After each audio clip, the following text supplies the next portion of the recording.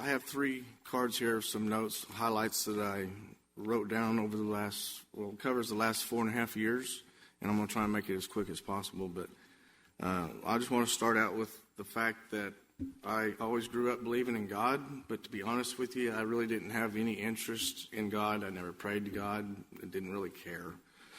And then February 2012, I was diagnosed with cancer of the urethra.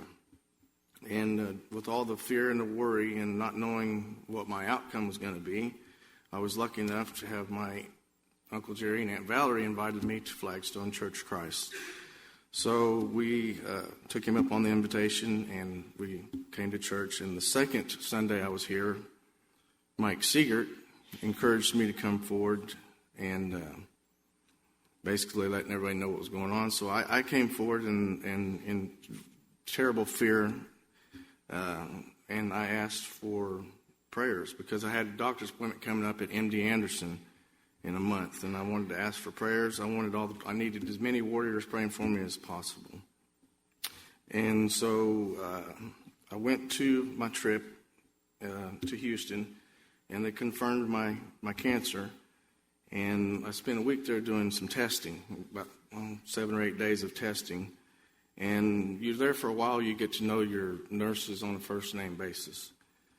And one of the last tests I remember having done was a scope, and they looked into my bladder, and they discovered cancer. They said my bladder was completely covered.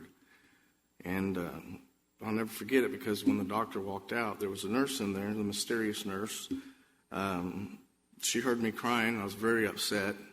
And wife Tammy, she was with me, and we were just pretty upset and crying. And I remember she reached over and grabbed my hand and grabbed my wife's hand and looked right over me and prayed a prayer. I said, "Thank you." She left. I had never seen that nurse before that point, and I never saw her again after I left. We got released. I got released to go back home, and 600-mile trip there, one-way 600-mile trip. So it took us all night to get home. Got home, went to bed, and the next morning I remember my surgeon calling me, telling me that it was a complete misdiagnosis, that cancer that they had seen covered throughout my entire bladder was actually inflammation from a catheter that I had been wearing. So he says, "You get to keep your bladder." That was a big deal.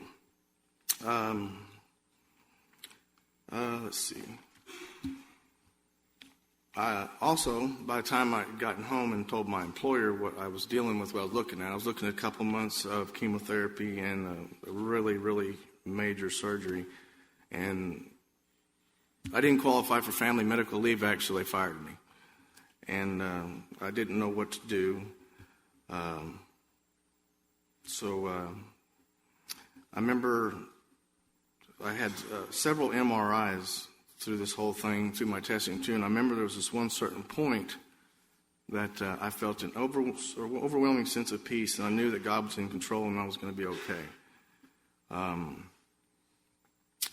So like I said, I'd been fired. I had no income, so I tried all kinds of ways to figure out how I was going to pay my bills and get all these doctor bills paid and everything. So I filed for disability, and they gave it to me immediately. And that was, another positive thing that, God, I felt like was taking care of me. And I got my disability, and I was, doing okay. Then it was time for surgery in July 2012. They told me it was going to be an 8-hour surgery, turned into a 13-hour surgery with three separate teams. And they were 100% successful of removing the cancer. And I remember there was lots of crying and some joyful tears. I called Uncle Jerry on the phone and explained to him that I was cancer-free. I was just overwhelmed with the happiness, and I could see God was working for me. But I did have my entire urethra removed, prostate, and I had what they call urinary diversion, and it's called a mitrophenol. It's kind of an embarrassing disability, so whenever I was in the process of healing up, they reviewed my disability and decided I didn't have cancer anymore.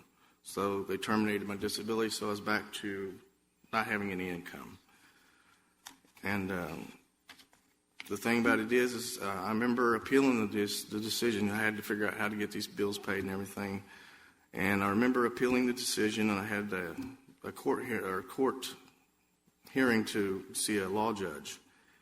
And And this is just so important to me because I really feel like God was definitely in control of all this, because they only do about 6 of these surgeries at MD Anderson Cancer Center in Houston. They only do about 6 of the surgeries a year on average, which is very, very small. So I didn't know anybody on the face of the earth that had this procedure, so I had nobody to talk to about, all the stuff I was going through, because it's a difficult procedure and there's a lot of stuff to deal with. So anyway, I remember getting to the hearing, and this law judge that I spoke to about getting I just figured that there was no way they were going to understand it, and I would never receive it again. But my law judge, just so happens, her best friend had the mitrophenol procedure, which I thought that was really, really an amazing thing, that of all the judges that I got, was one who knew somebody with this procedure. So it's all been changed. I got my disability back, and you just can't tell me that God didn't play a part in all that thing, and everything that happened. It all happened and fell right into place. So I'm just really grateful for the church family and for Marshall and the lessons that he gives every Sunday morning. And just the moral of my little story that I really wanted to tell is that you don't normally hear people say that you're blessed by cancer, but I do believe that I was.